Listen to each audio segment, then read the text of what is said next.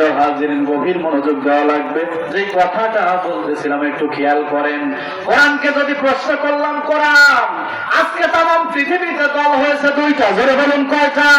তার ভিতরে এক নম্বর দল হলো নবীজির দল, যাকে আমরা বলি আপনার আহলুস সুন্নাত ওয়াল জামাত। কথা বলছেন না কেন? এইটা হলো নবীর দল, জোরে বলুন কার দল?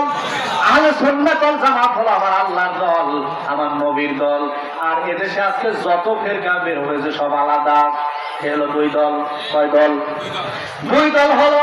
এই দুই দলের ভিতরে আমি কোরআনকে প্রশ্ন করলাম, কোরআন তাহলে আমি কোন দিকে যাব? অথচ তোমাকে আমার আল্লাহ তাআলা কোরআনুল কারীম নাজিল করে জানালো, যালিকাল কিতাব লা রাইবা ফিহি হুদাল লিল মুত্তাকিন। আমি এমন একটা কিতাব নাজিল করেছি, লা শাক্কা ফিহি, তাতে কোনো সন্দেহ নাই, no doubt, no suspicion, it can guidance those who are মুত্তাকিন এন্ড বিলিভার্স। কোরআন বলছে পৃথিবীর মানুষেরা সব, আমি কোরআন সত্য তোমার জন্য, এবং তোমার জন্য আমি আল্লাহ ওপেন করে দিয়েছি কোরআনকে। অথচ কোরআনকে আমি প্রশ্ন করলাম, কোরআন আজকে দল দুইটা হয়ে গেল কেন? কোন কারণে দল দুইটা হয়ে গেল? একদল বলছে নবী মাটি, আর একদল বলছে নবী নূর। আর একদল বলছে নবী মারা গেল, পচে গেল, আর একদল বলছে নবী জিন্দা। কথা বলছেন না কেন?